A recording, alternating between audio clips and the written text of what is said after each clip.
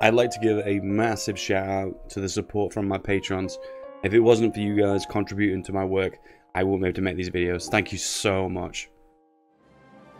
It's Feedback Gaming, back for another mid-maxing super video, playing as Germany, going back around from where we began. Everyone starts with Germany, now we're going back to Germany. But this isn't just Germany, guys.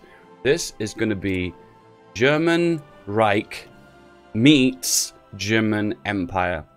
Disclaimer, this is a video that Torio did. It's an exploit where you bypass the Rhineland and it allows you to go down the focus tree for left and right. It's extremely OP. I saw the video. There's no way I couldn't have tried it out. And I tried it out. I gave it about 10 attempts and I think I've mastered it. I think I found a way that I could super the Holy Roman Empire.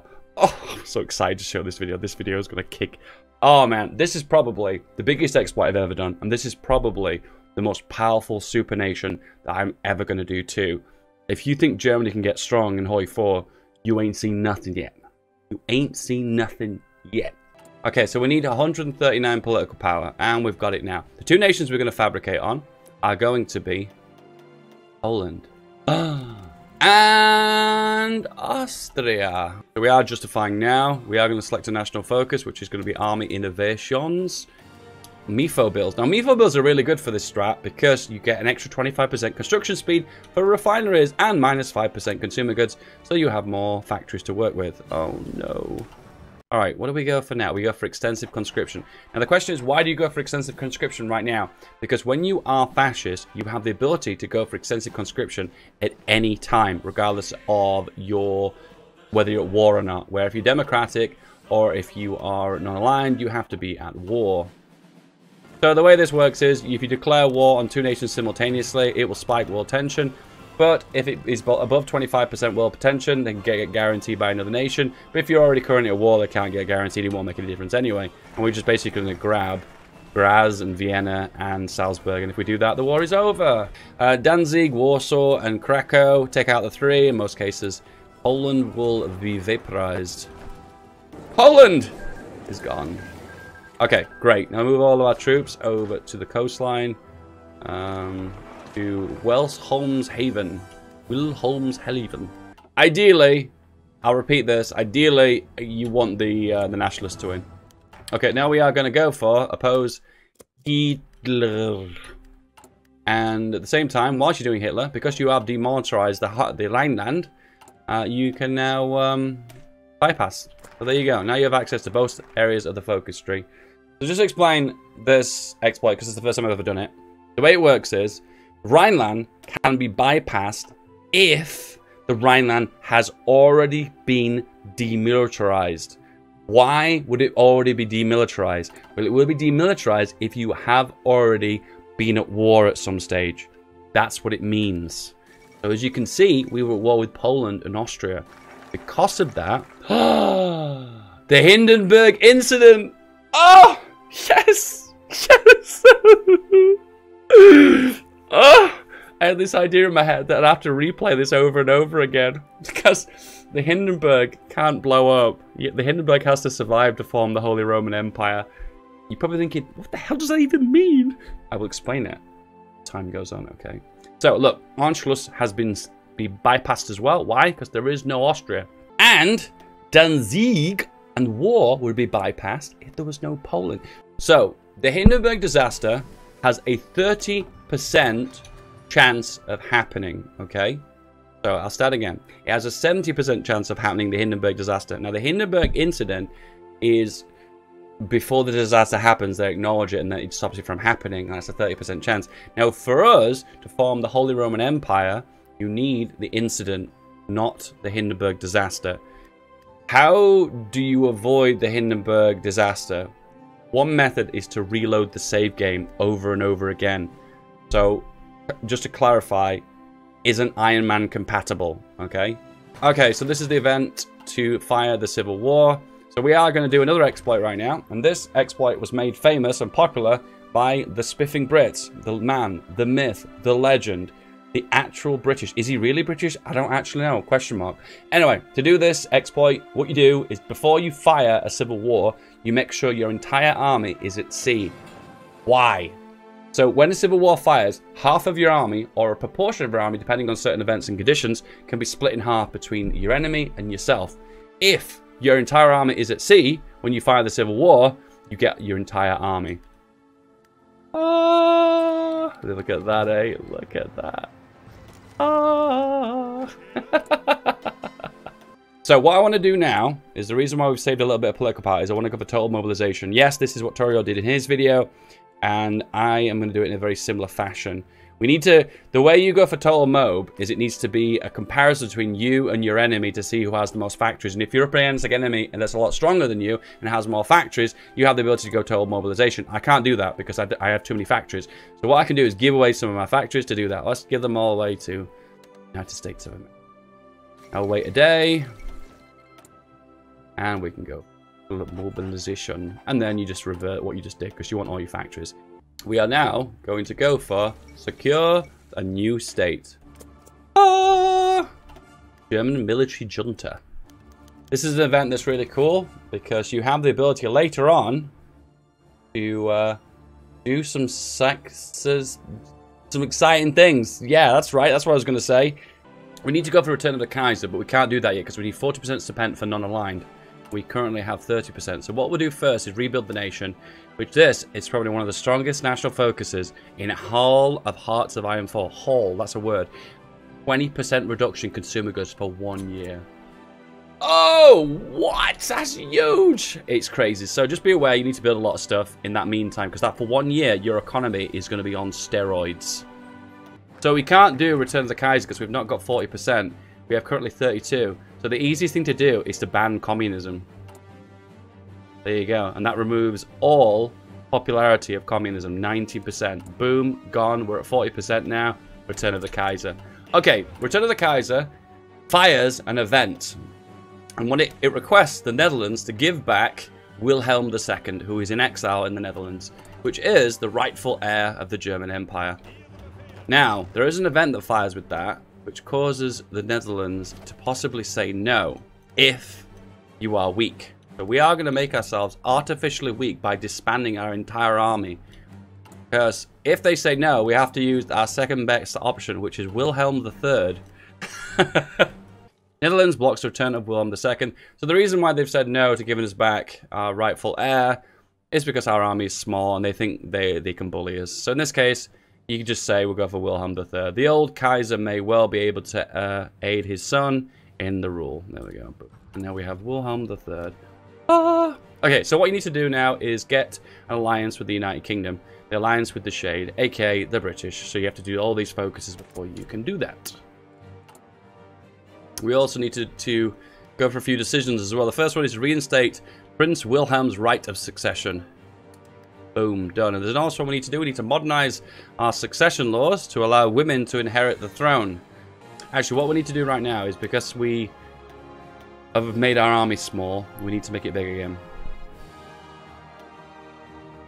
So we will go for a single piece of cavalry, put it on low. We're going to train 100 of them, not 100.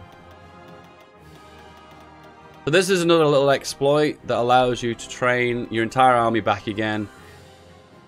I guess in a weird way, maybe Paradox don't call this an exploit because there are downsides of doing it this way, and you do lose a lot of equipment having to train them up from green to higher levels. So you'll kind of see in a second what I'm doing. So if anyone isn't actually aware, the Holy Roman Empire is a formidable nation in Waking the Tiger. It was added secretly by Paradox. I say secretly, it's not one of the ones they put in the patch notes. They kept it really quiet. And to actually form it is actually quite a lot of hoops you've got to jump through. As you can see, I have to do all a series of events. This event here, the Hindenburg, combination of going for decisions that just give political power but don't actually do anything. And then there's another event that's coming up later on that allows you to do it. And at that point, you've still got to grab lots of states in Europe to form the HRE. It's a really difficult, it's probably, I would say it's the most difficult formable nation to form. So let's explain what I've done right here.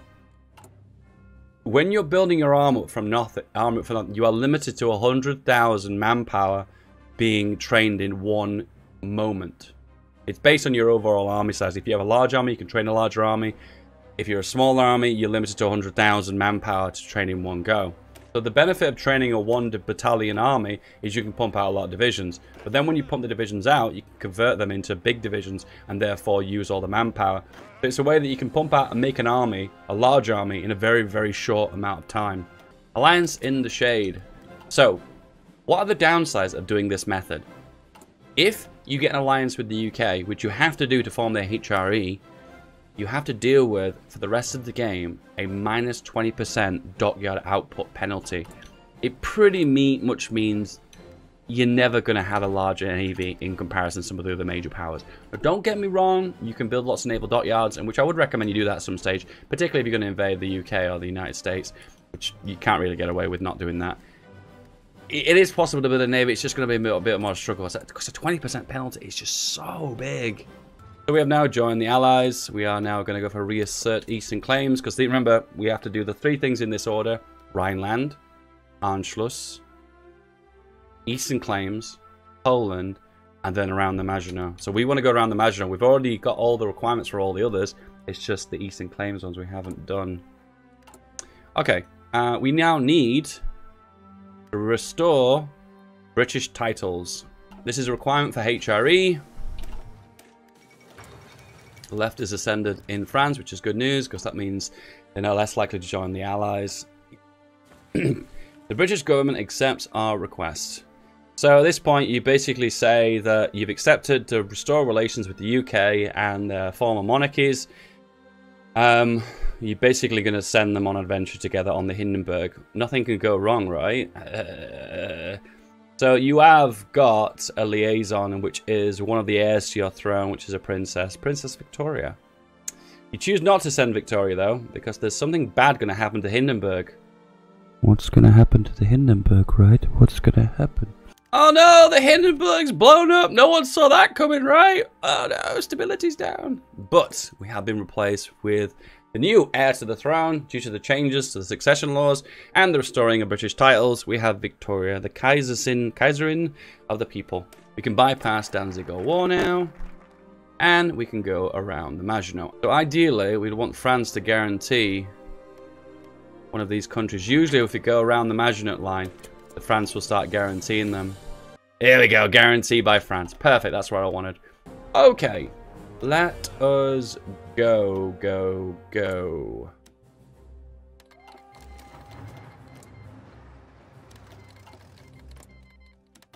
So, we're in the Allies right now. So, the UK won't intervene. You can bring them into the war, but I wouldn't recommend it, because if they get some war score, and they will, they'll start liberating nations that are in France, so I wouldn't recommend that. Okay, can I take everything? No. Oh, I have enough to annex everything now. Perfect. Because that's the score that we've got. I'll get rid of all those. So a lot of people don't get this about peace conferences. So it says here, the total number of costs to take all states is 1,540. Here is the amount of score that we have to... That's how much score that we currently have, 1,877. Where before we were just below that. So now I can manually annex everything. Why does it not let me select all states anymore? I don't know. I have to manually click them all. Because it's just... I don't know. It's just a little bit annoying. A little bit tedious. But hey, it is what it is. At this point, you can make a decision what you want to do. You can slow down a little bit. Let Italy form its faction. And create this Balkan alliance. Which is good for you. It allows you to plow into this area and take as much land as possible in one war. Otherwise, you can just go for your focuses, demand the Sudeten. I've noticed that this one doesn't work. If you're in an alliance with the UK and you go for demand Slovenia, this doesn't fire, so don't do it. Don't do it. One thing that is a good idea is this one, improve national spirit. This allows you to go for it if you have control of London or France.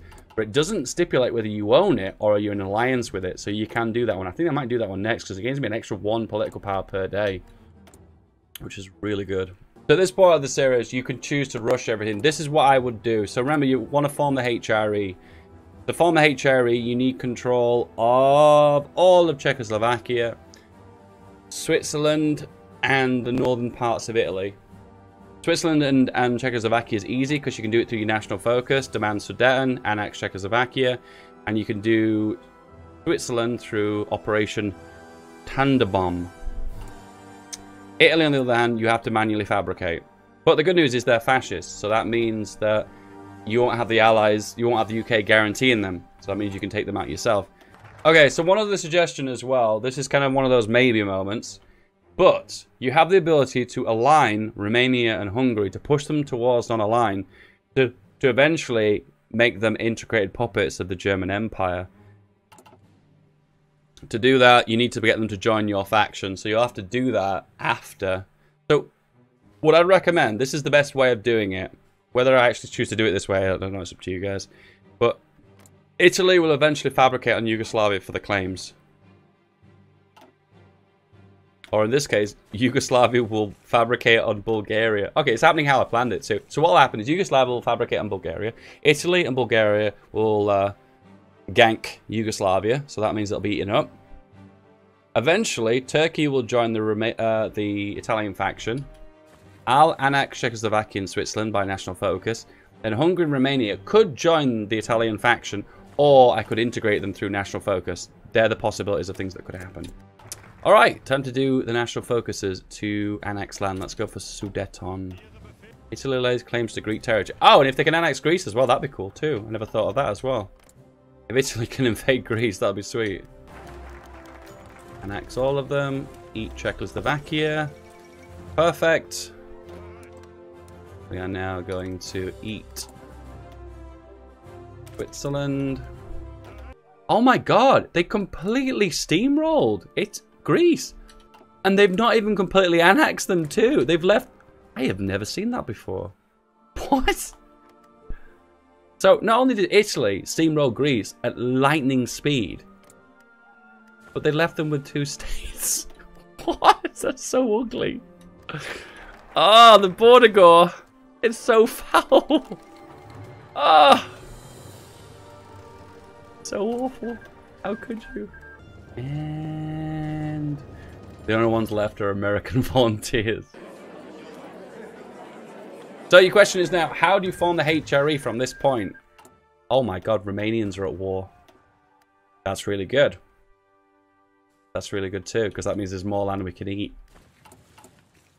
Some of these events feel a little bit random. When I've tested this a few times, due to world tension, just really bizarre things tend to happen in around this part of the world. So I'll just say that this is things I've not predicted. I've never seen this before either. What the... Yeah, so what do I need now to farm the HRE? I need Northern Italy. That's it. And then I can form the Holy Roman Empire, which is kind of anticlimactic because the game's are pretty much over anyway when you form the HRE, because at this point I'm already too strong anyway. But you gain cores on literally the whole of the lands you conquered anywho. So to make this perfect in near enough every single way, I'd like Turkey to join the alliance. As I said to you, I've tested this about 10 times. I'm not even joking, it is about 10 times too. The amount of times that I played this and then the Hindenburg crashed. Ugh, I lost count. So I had to play it over and over again. But a lot of the times Turkey does join their alliance, but this time they're a little bit reluctant to do so. I guess one objective could be we've got 213 civvies right now. I guess what we could try and compete with America. Oh, we've actually got a bigger industry. We are economically stronger than the United States right now. Not by a lot, only about 10 or 20 factories, but we are pretty big. We're getting very close to fabricating on Italy now. I just want to do the final thing, and that's to get Hungary as a puppet of mine, then we'll go from there. Oh, Bulgaria's declared war on Greece. That's perfect. Hungary has joined... Oh, and Hungary's joined the faction too. This is it, boys. This is kind of how I planned it out. I knew that if I delayed this longer and longer, then this eventually would happen. I think I have to train another 24. Let's go, boys. Let's do this. Yeah, this is not exactly how I planned it. I would have ideally allowed this so we're not at war with a major power. And I would have liked Turkey to be in the alliance as well. And it's a shame that they're not joined them. They usually do, but for some reason they're not. Alright, we're going to go for adult serve. And you get an event that pops up. Here's this event. What is this event? This is the one I talked about a long time ago. Remember that? Reinstate the captured leadership. I'm not using the N-word. No N-word today, guys. Yeah, so we're basically going to reinstate them. And this basically gives you access. It's a random dice roll. There's 3 generals and 1 field marshal that you can get back. In this case, we've got 3 out of the 4, which isn't too bad. And plus, it gives you access to all the leaders again. There are a few you can't actually get.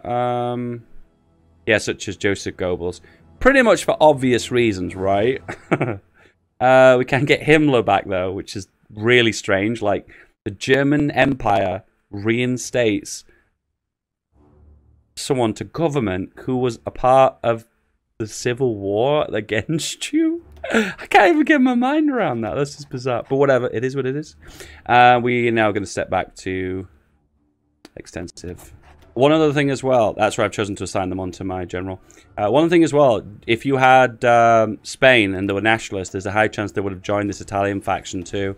So that might be one of the incentives to send volunteers to the Spanish Civil War. Remember guys, there's always ways of making this strategy slightly better. And that is one way of doing it. And that's it, and that's the end of Italy.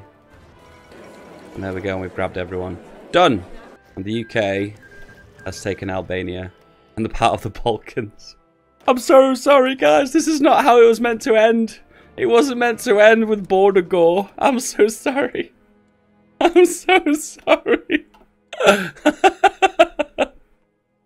What is this? The Kingdom of Libya. It's just a little strip of land with no factories. Anyway, you came to see this, didn't you? And there it is. The Holy Roman Empire. But there you go, we've got a lot of cores. Oh, look, German marching music just at this moment, guys. And then at this point, you've got lots of options of doing funky things. So at this point, you could take the war to the Allies. And take out the UK. So let's have a look at this, guys. How do we turn out? Oh, wait one day. Wait one day. And then we have 201 mils, 282 civvies. That makes us a lot stronger than the Soviets. And that makes us, ooh, about 70 factories more than the USA. Look at this, guys. Look at this, boys. You know what? I've just had a thought. If we go democratic reformer, can we form the EU? What? Can we do that? I don't even know. Well, after doing many tests, I can conclude that it isn't possible to form the EU from this position.